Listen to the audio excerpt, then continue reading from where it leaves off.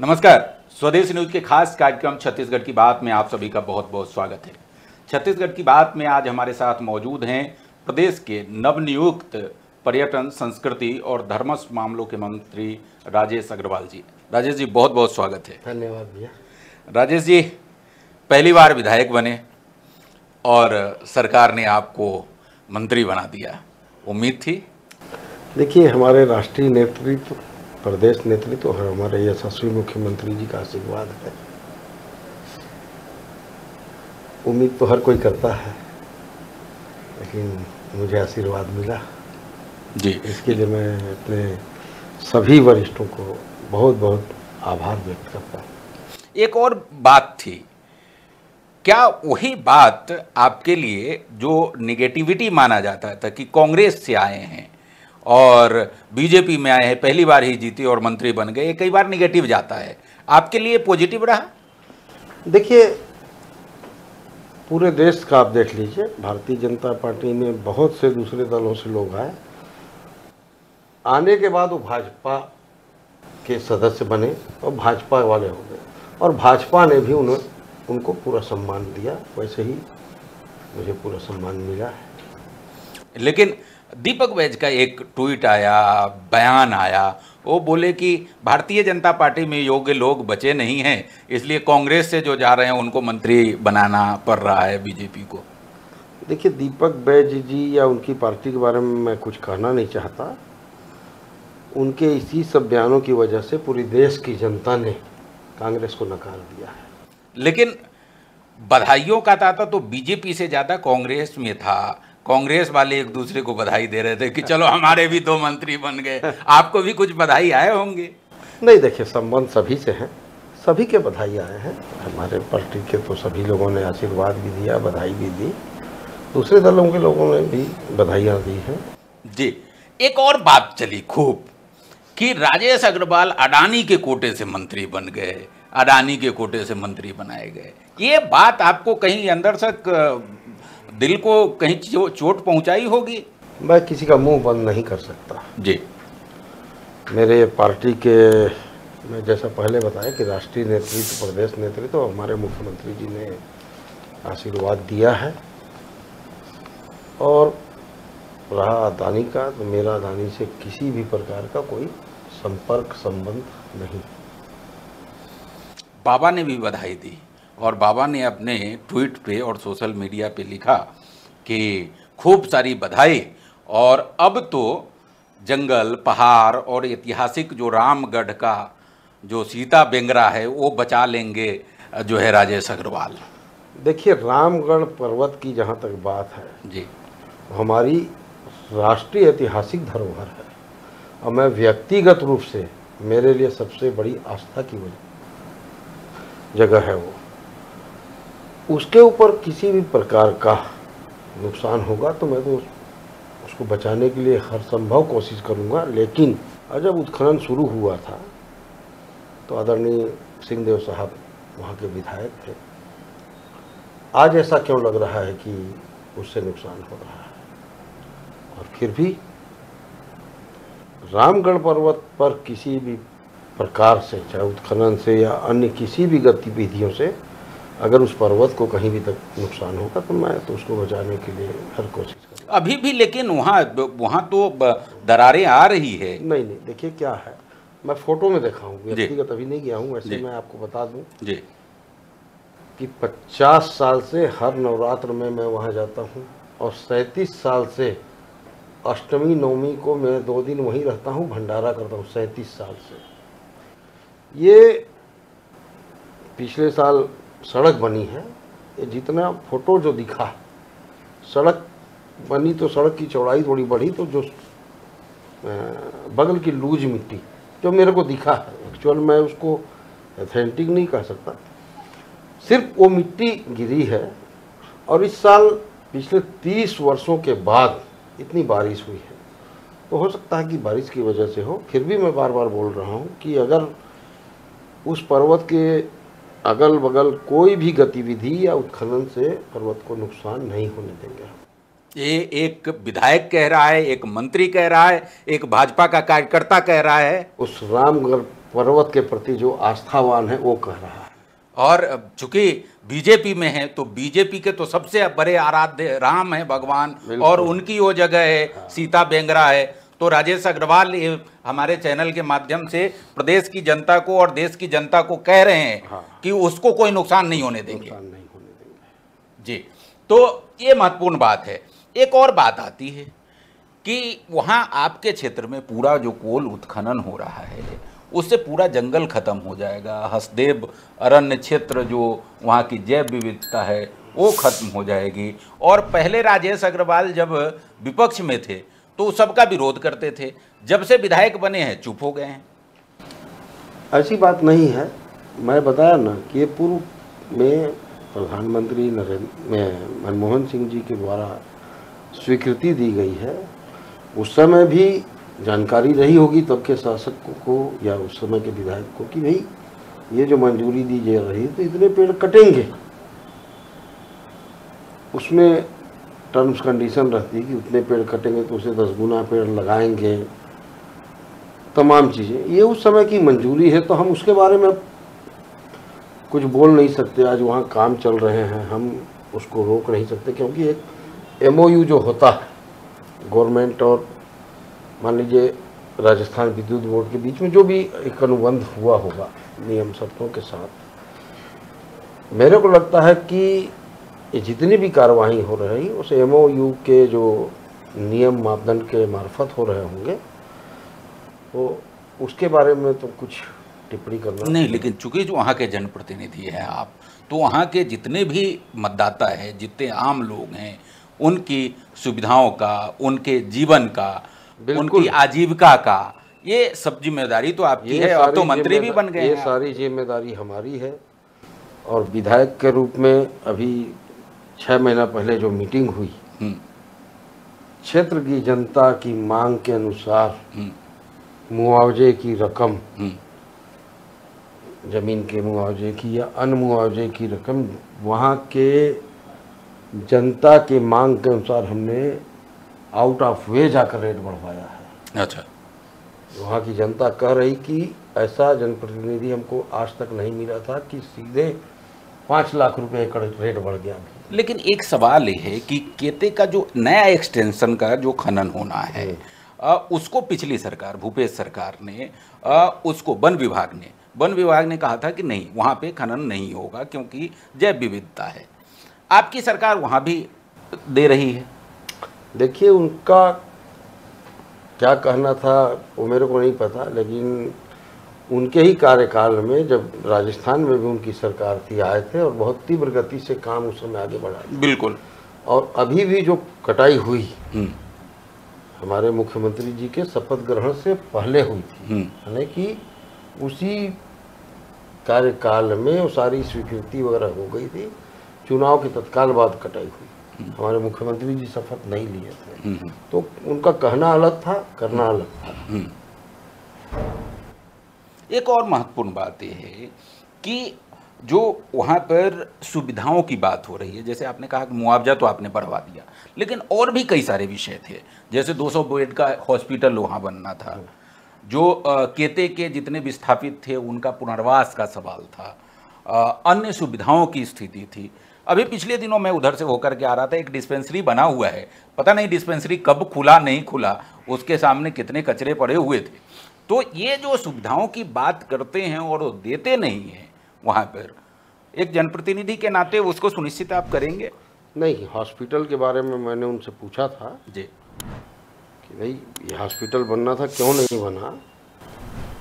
तो उनके द्वारा जानकारी दी गई कि वो ज़मीन जो उनको हॉस्पिटल बनाने के लिए चाहिए थी, उसकी फाइल या लंबित है। मैं तुरंत उस फाइल को आगे बढ़वाया हूँ और मेरे को लग रहा है कि 2-4 महीने में स्वीकृति हो जाएगी और हॉस्पिटल वहाँ निश्चित रूप से बनेगा। हॉस्पिटल बनेगा, ये सुनिश्चित करेंगे आप।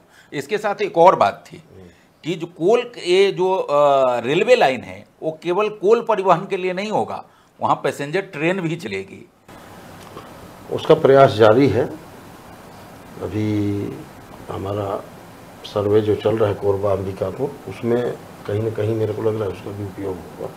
मतलब एक मंत्री के रूप में आप अपने क्षेत्र की जनता से ये कहना चाहेंगे? मेरे लिए मेरे क्षेत्र की जनता का हित सर्वोपरि है, बाकी सब बातें सेकेंडरी हैं। चूँकि भले प्रदेश का मुझे दायित्व मिला तो पूरा प्रदेश को देखना है, लेकिन फिर भी आज मैं जो हूँ अपने डिगर विधानसभा क्षेत्र की जनता की वजह से हूँ, तो उनका आपके माध्यम से आभार भी व्यक्त करता हूँ और विश्वास दिलाता हूँ कि क्षेत्र की जनता के हित में मैं कोई किसी से भी लड़ने के लिए तैयार हूँ और उनके हित के लिए कुछ भी करने के लिए, चाहे वो अडानी ही क्यों ना हो, कोई हो। राजेश जी, 3 महत्वपूर्ण विभाग हैं और काम करने के दृष्टिकोण से काफ़ी बहुत संभावनाएं है। हालांकि बात तो ये भी कही जा रही है कि जो है भारतीय जनता पार्टी ने राजेश जी को लॉलीपॉप पकड़ा दिया है, लेकिन संभावनाएं एक पत्रकार के रूप में मुझे लगता है कि ये तीनों विभाग में काफ़ी है काम करने की, क्योंकि छत्तीसगढ़ पर्यटन की संभावनाओं से भरा पड़ा हुआ है। यहाँ की सांस्कृतिक विविधता ऐसी है कि विश्व को आकर्षित करती है। तो मैं पहले जानना चाहूँगा कि छत्तीसगढ़ को जो विश्व को आकर्षित करने वाली संस्कृति है, उसको लेकर के आपने कुछ सोचा है? क्या प्राथमिकताएं होंगी? बिल्कुल, हमारे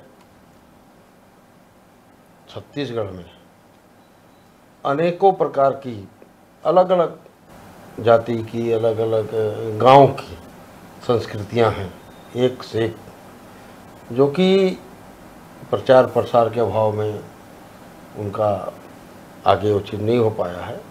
निश्चित रूप से जैसे हमारे यहाँ सूगा, कर्मा, मतलब अगर ये लोगों को पता चल जाए तो हाँ, सरगुजा के आदिवासी अंचलों में जो है, बस्तर के आदिवासी अंचलों में जो है, वो तमाम सारी चीज ऐसी ऐसी संस्कृति है कि आप कपड़ा देख के समझ जाएंगे कि किस संस्कृति के, चाहे बस्तर की बात करें, चाहे सरगुजा की या जसपुर की या मिडिल क्षेत्र, ऐसी बहुत सी हमारी संस्कृति हैं, उनको हम उठाने का काम करेंगे।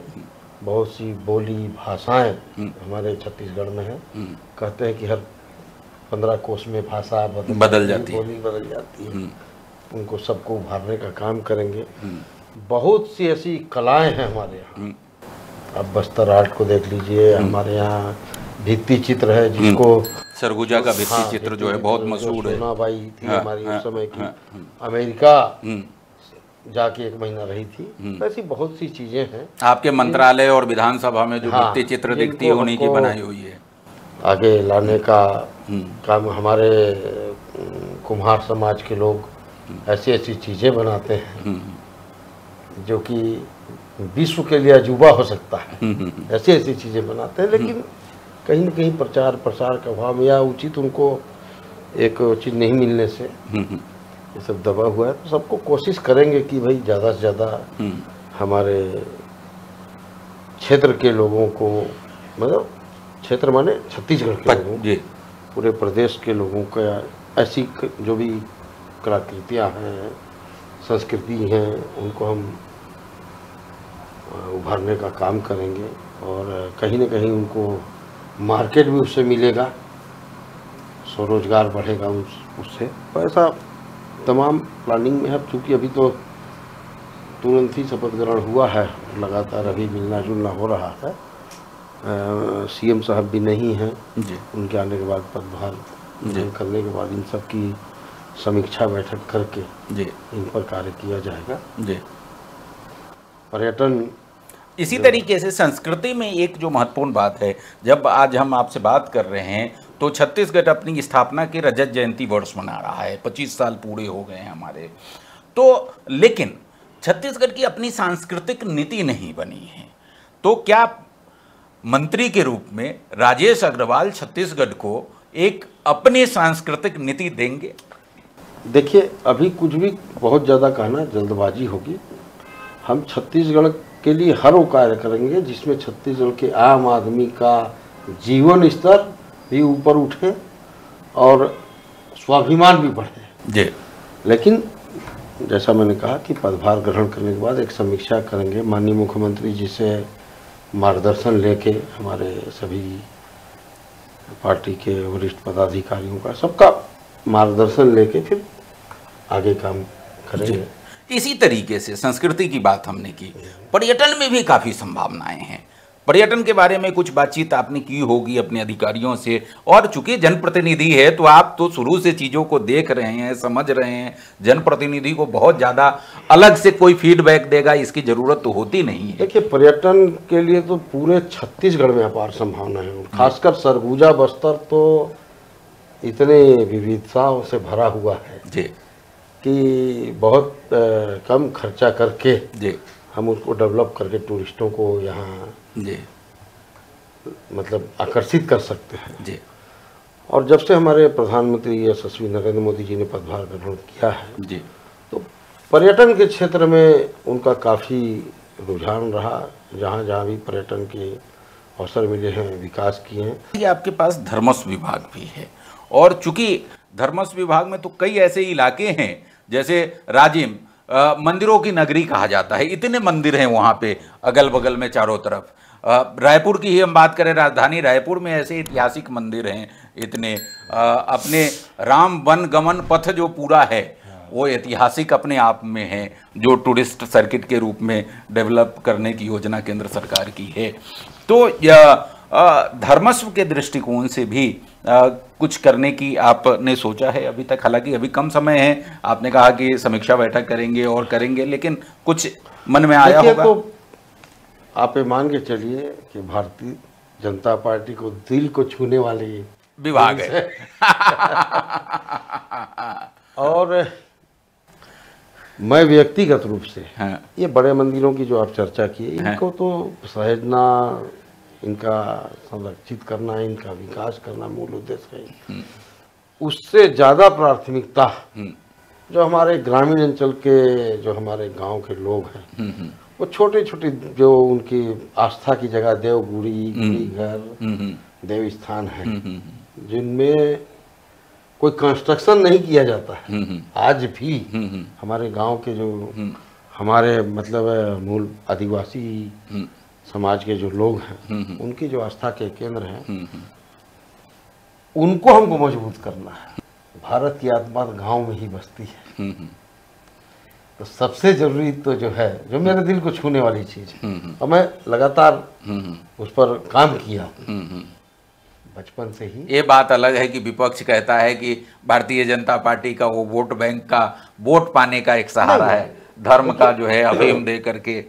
उसको वोट के लिए या किसी के लिए, वो मेरे दिल के करीब का विषय है।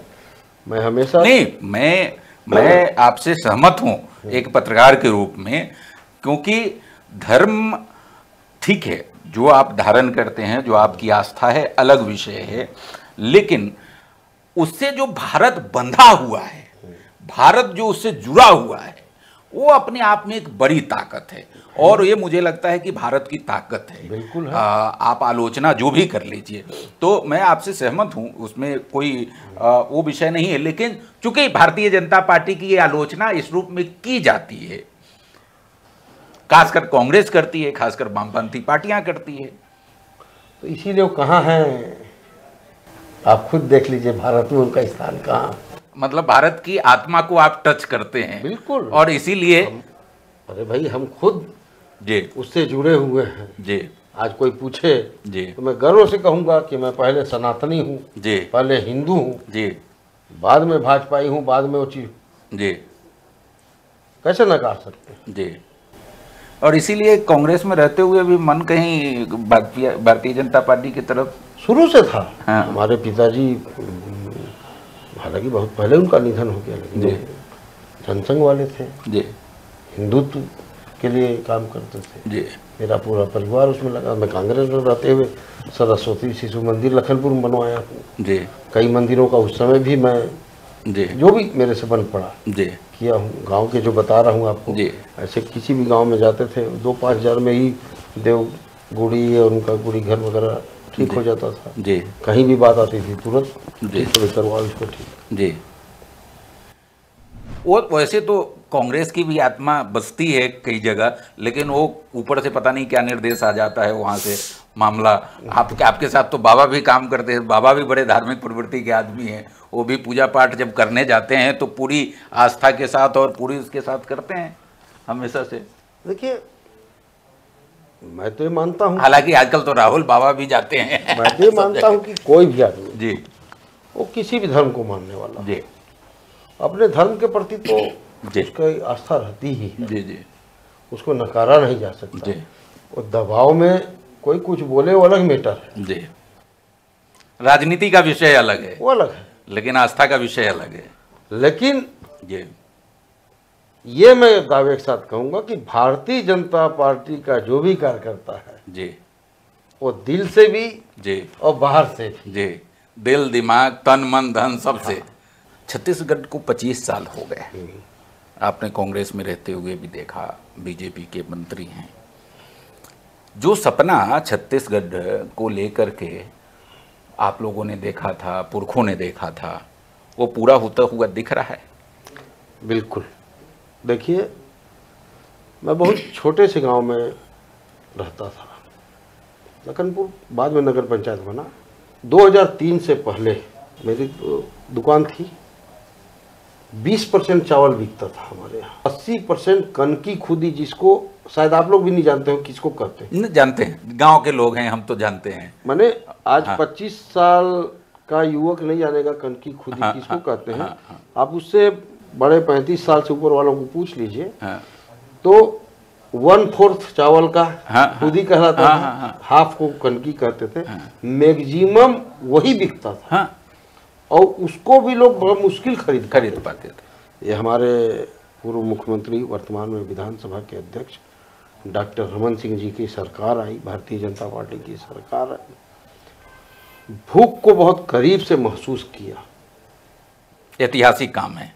और जो चावल सस्ते दर पर दिया, अगर आज हम जो भी देख रहे हैं ये उसी की देन है। जब आदमी का पेट भरा तब शिक्षा की तरफ ध्यान गया, नहीं तो मैं अभी भी स्कूलों में जाता हूँ तो जब 9वीं 10वीं की बच्चियों को या बच्चों को भाषण देता हूँ तो उनको यही बोलता हूँ कि आप खुशकिस्मत हो कि आपके माँ बाप आपको पढ़ने भेज रहे हैं। अभी मैं गया था, नहीं तो आपके जगह में 20 साल 25 साल पहले 9वीं 10वीं के बच्चों को 1 महीना रोपा लगाने भेजा जाता था कि घर के लिए कुछ आर्थिक रूप से वो हो जाए। लेकिन धन्यवाद दूंगा डॉक्टर रमन सिंह जी का, इन्होंने लोगों की भूख मिटाई। उसी के बाद आप देखिएगा कि अप्रत्याशित रूप से शहरों में तो फिर भी पढ़ाई का थोड़ा सा, ग्रामीण क्षेत्रों में बिल्कुल 8वीं के बाद तो खाली हो जाते थे। आज आप जाके देखिए तो 9वीं 10वीं 11वीं 12वीं में एडमिशन नहीं मिल रहा है। तो भूख जो खत्म हुई तो सबका ध्यान पढ़ाई की तरफ और संसाधनों की तरफ गया। तो निश्चित रूप से हम ये नहीं कह सकते कि हम बहुत आगे बढ़ गए, लेकिन जो एक जमाने में कहा जाता था रोटी कपड़ा और मकान, ये बातें खत्म हो गई, क्योंकि डॉक्टर रमन सिंह जी ने भूख मिटा दी और हमारे यशस्वी प्रधानमंत्री नरेंद्र मोदी जी ने मकान की समस्या दूर कर दी। तो मूलभूत जो समस्याएं दूर हुई, उसकी वजह से हमारा छत्तीसगढ़ का आम जन मजबूत हुआ। विष्णुदेव साय जी के नेतृत्व में कहाँ पहुंचेगा छत्तीसगढ़? बिल्कुल 2047 से पहले ही हम उस लक्ष्य को प्राप्त कर लेंगे। इतना पोटेंशियल है, बिल्कुल। इतनी ताकत है। आपने देखा होगा पिछले साल मेडिकल कॉलेजों की संख्या, फिजियोथेरेपी की संख्या, आप मिडिल स्कूल सरगुजा में 500 की संख्या में थे। 2012-13 में डॉक्टर रमन सिंह जी ने सीधे 2000 की संख्या पहुंचाई थी। एक सरगुजा की बात कर रहा हूँ, छोटे जगह की बात कर रहा हूँ। मतलब ये है कि हमने ही बनाया है, हम ही संवारेंगे। बिल्कुल हैं, बिल्कुल संवार देंगे पूरी तरीके से पूरे छत्तीसगढ़ में। जो पिछले कार्यकाल, पिछले 1-1.5 साल में जो कार्य स्वीकृत हुए हैं, बहुत टेंडर हो गए हैं, वो अब काम दिखेंगे। तो निश्चित रूप से काफ़ी ऊंचाइयों पर जाएगा हमारा छत्तीसगढ़। तो आज हम छत्तीसगढ़ की बात कर रहे थे राजेश अग्रवाल जी से, नवनियुक्त मंत्री हैं छत्तीसगढ़ के पर्यटन, संस्कृति और धर्मस्व विभाग के। बड़ी बेबाकी से तमाम सवालों के इन्होंने जवाब दिए, अपनी नीतियों को बताया कि छत्तीसगढ़ में पर्यटन, संस्कृति और धर्मस्व के लेकर के क्या संभावनाएं हैं। साथ ही उन तमाम सवालों के भी बड़ी बेबाकी से जवाब दिए जो सवाल पूरे छत्तीसगढ़ की फिजा में तैर रहा है कि भैया अडानी अडानी अडानी, तो उसके भी बड़े बेबाकी से जवाब दिए और इन्होंने कहा कि ये विधायक के तौर पर भी और मंत्री के तौर पे भी जो सबसे महत्वपूर्ण सवाल है, और पूर्व उप मुख्यमंत्री टी.एस. सिंहदेव ने जो सवाल उठाया रामगढ़ की पहाड़ी का, सीता बेंगरा का, इन्होंने बेबाकी से कहा कि उसको हम संरक्षित करेंगे, मंत्री के रूप में भी, विधायक के रूप में भी। अगली बार किसी अन्य शख्सियत के साथ हम आपके सामने हाजिर होंगे। राजेश जी, आपने बहुत समय दिया, बहुत बहुत धन्यवाद। पूरे स्वदेश परिवार की तरफ से आप सबका बहुत बहुत धन्यवाद। नमस्कार। ऐसे ही वीडियोस के लिए लाइक करें, शेयर करें, फॉलो करें। YouTube पर जाकर सब्सक्राइब कर बेल आइकन दबाना ना भूलें और ताजा अपडेट्स के लिए स्वदेशलाइव.com पर जरूर जाएं।